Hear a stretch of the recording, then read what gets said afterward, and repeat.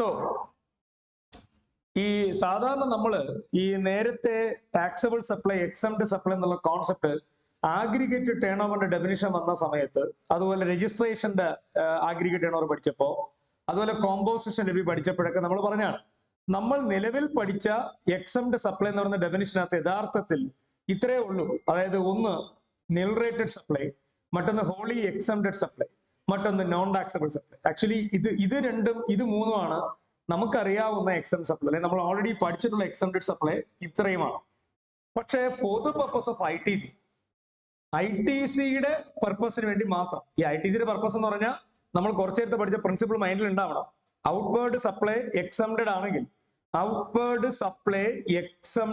ആണെങ്കിൽ, ഈ ഔട്ട്വേർഡ് സപ്ലൈക്ക് വേണ്ടി ഉപയോഗിക്കുന്ന ഇൻപുട്ട് സർവീസ് ക്യാപിറ്റൽ ഗുഡ്സിന്റെ ക്രെഡിറ്റ് എടുക്കാൻ പാടില്ല എന്നാണ് പ്രിൻസിപ്പിൾ. ഈ എക്സംപ്റ്റ് സപ്ലൈയുടെ അർത്ഥമാണ് ഈ പറയുന്നത്.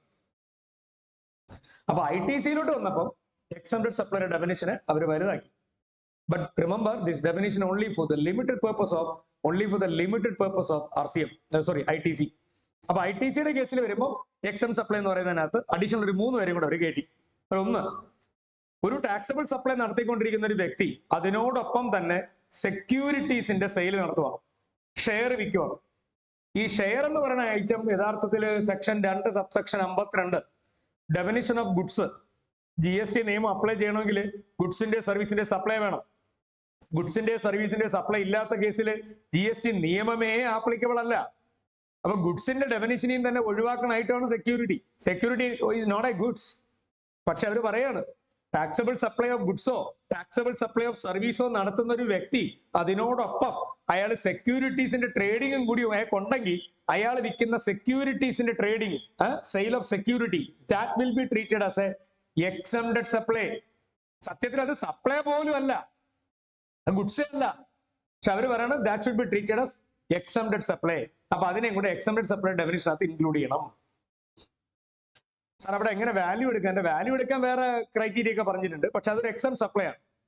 2, sale of land and building. അപ്പൊ ഈ സെയിൽ ഓഫ് സെക്യൂരിറ്റി എന്ന് പറയുന്നതിന്റെ ആംഗിൾ ആലോചിച്ച് നോക്കും. സെയിൽ ഓഫ് സെക്യൂരിറ്റി എന്ന് പറയുന്നത് യഥാർത്ഥത്തിൽ നമ്മുടെ ഷെയർ വിൽക്കുന്നതാണ് സെക്യൂരിറ്റീസ്. അതൊരിക്കലും ഗുഡ്സേ അല്ല. GST നിയമമേ ആ സൈഡിലോട്ടേ ബാധകമല്ല. പക്ഷേ GST നിയമത്തിനകത്ത് ITCയുടെ ആംഗിളിലോട്ട് വരുമ്പോൾ ഒരു വ്യക്തി ഒരേ സമയം ഒരു ടാക്സബിൾ സപ്ലൈയും അതിനോടൊപ്പം ഷെയറും വിൽക്കുവാണ്.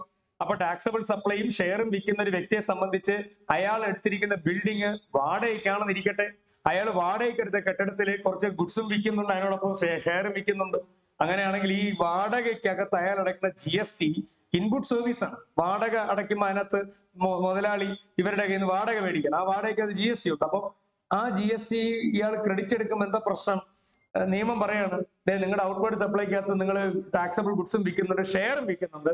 ഷെയർ വിൽക്കുന്നത് എക്സം സപ്ലൈ ആണ്. അതുകൊണ്ട് നിങ്ങളുടെ ഈ റെന്റിനടച്ച മൊത്തം GST ക്രെഡിറ്റ് എടുക്കാൻ പറ്റൂല, കോമൺ ക്രെഡിറ്റ് ആവും. റൂൾ 42, 43 അപ്ലൈ ചെയ്യേണ്ടി വരും. ഡേഞ്ചർ. So this idea. അപ്പോ കോമൺ ഇൻപുട്ടുകൾ ഒരേ സമയം ടാക്സബിൾ എക്സം. അപ്പൊ എക്സമിനകത്ത് ഇങ്ങനെ കെട്ടിക്കഴിഞ്ഞാൽ ഇത് പ്രശ്നമാവും. അപ്പൊ ഷെയർ ഒക്കെ ട്രേഡ് ചെയ്യുന്ന സെക്യൂരിറ്റീസ് ചെയ്യുന്ന ആളാണെങ്കിൽ അയാൾ അത് മാത്രം ചെയ്യണം, വേറെ ഒരു പരിപാടിയും ചെയ്യരുത്. അതിനോട് വേറെ പരിപാടി കൂടെ അയാൾ ചെയ്യുന്നുണ്ടെങ്കിൽ ഉറപ്പായിട്ട് അയാൾ ഒരേ സമയം ടാക്സബിൾ സപ്ലൈയും എക്സംപ്റ്റഡ് സപ്ലൈ നടത്തുന്ന വ്യക്തിയായി മാറും. അപ്പൊ അയാൾക്ക് കോമൺ ഇൻപുട്ടോ കോമൺ ക്രെഡിറ്റുകളോ ഉണ്ടെങ്കിൽ അവിടെ സെക്ഷൻ 17 സബ്സെക്ഷൻ 2 അപ്ലൈ ചെയ്യും. റൂള് 42, 43 പോയി സ്പ്ലിറ്റ് ചെയ്യേണ്ടി വരും. അപ്പൊ സെയിൽ ഓഫ് സെക്യൂരിറ്റി. പിന്നെ എക്സ്ട്രാ അവർ പറഞ്ഞിരിക്കുന്നത് എന്നാ? Sale of land and building. അതെന്താണ് ഈ sale of land and building? Sale of land and building എന്ന് പറഞ്ഞാൽ ഷെഡ്യൂൾ 3 ആണ്. ഷെഡ്യൂൾ 3 പറഞ്ഞിരിക്കുന്ന സപ്ലൈ അല്ല എന്ന് പറയുന്നതാണ് sale of land and sale of building. അതിൽ ബിൽഡിങ്ങിന് കണ്ടീഷൻ ഉണ്ട്. Entire amount of consideration has been received after issuance of the building completion certificate or after first occupation, whichever is earlier. അപ്പൊ sale of land and building schedule 3 ആണ്. Schedule 3 വരുന്ന സാധനങ്ങൾ supply അല്ലെന്നാണ് പറയുന്നത്. പക്ഷെ അവർ പറയാണ് ഷെഡ്യൂൾ 3 ഈ ഒരു ഐറ്റത്തിനെ നിങ്ങൾ എക്സംപ്റ്റ് സപ്ലൈ ആയിട്ട് ട്രീറ്റ് ചെയ്യണം. സത്യത്തിൽ GST നിയമത്തിൽ അത് സപ്ലൈയേ അല്ല. പക്ഷെ അവർ പറയണത് സപ്ലൈ ആണ്, അതൊരു എക്സംപ്റ്റ് സപ്ലൈ ആണ്, only for the limited purpose of ITC. അപ്പോ സാധാരണ ഒരു ഗുഡ്സ് വിറ്റുകൊണ്ടിരിക്കുന്ന, ടാക്സബിൾ ഗുഡ്സ് വിറ്റുകൊണ്ടിരിക്കുന്ന ഒരാള് ഈ പറയുന്ന ലാൻഡ് വാങ്ങിച്ച് വിൽക്കണ കച്ചവടം കൂടി ആയിട്ടുണ്ടെങ്കിൽ അയാൾ ഒരേ സമയം ടാക്സബിൾ സപ്ലൈയും എക്സം സപ്ലൈ ചെയ്യുന്ന വ്യക്തിയാണ്. അപ്പൊ അയാൾക്ക് എന്തെങ്കിലും കോമൺ ക്രെഡിറ്റുകൾ ഉണ്ടെങ്കിൽ പ്രശ്നമാവും. കാരണം അയാളെ സംബന്ധിച്ച് അയാളുടെ ടേൺ ഓവറിനകത്ത് എക്സം സപ്ലൈ ഉണ്ട്. അപ്പൊ കോമൺ ക്രെഡിറ്റ് സ്പ്ലിറ്റ് ചെയ്യണം. ഇതൊക്കെ വെച്ചിരിക്കുന്ന ഇന്റൻഷൻ കോമൺ ക്രെഡിറ്റിൽ പണി കൊടുക്കാനാണ്.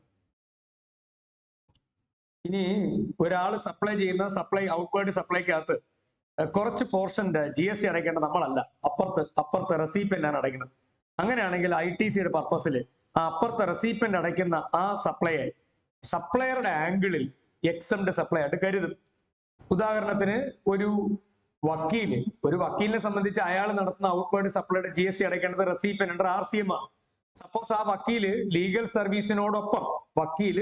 സർവീസിനോടൊപ്പം മറ്റെന്തെങ്കിലും ഒരു സർവീസും കൂടി തുടങ്ങിയെന്നിരിക്കട്ടെ. അയാൾ ഒരു വാല്യുവേഷൻ കോഴ്സ് പാസ്സായി, ഒരേ സമയം ലീഗൽ പ്രൊഫഷനും ചെയ്യുന്നുണ്ട്, വാല്യുവേഷനും ചെയ്യുന്നുണ്ട്. വാല്യുവേഷൻ ചെയ്യുന്ന സർവീസ് GST ആപ്ലിക്കബിൾ ആണ്.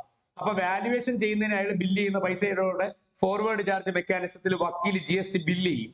പക്ഷെ വക്കീൽ ചെയ്യുന്ന ലീഗൽ സർവീസുകൾ അപ്പുറത്ത് സ്വീകരിക്കുന്ന ബിസിനസ് എൻറ്റിറ്റിയാണ്, അവിടെ RCM ആണ് ബിസിനസ് എൻറ്റിറ്റി അടയ്ക്കുന്നത്. പക്ഷേ ഇവിടെ വക്കീലിനെ ഒരേ സമയം ടാക്സബിൾ സപ്ലൈ എക്സംഡ് സപ്ലൈയും ചെയ്യുന്ന വ്യക്തിയായിട്ട് ട്രീറ്റ് ചെയ്യും. അപ്പൊ പ്രശ്നമാണ്. ഈ വക്കീലിനെ സംബന്ധിച്ച് കോമൺ ITC ഉണ്ടെങ്കിൽ അതിനകത്ത് സ്പ്ലിറ്റ് ചെയ്യേണ്ടി വരും. രാവിലെ ഒരു സെക്കൻഡ്.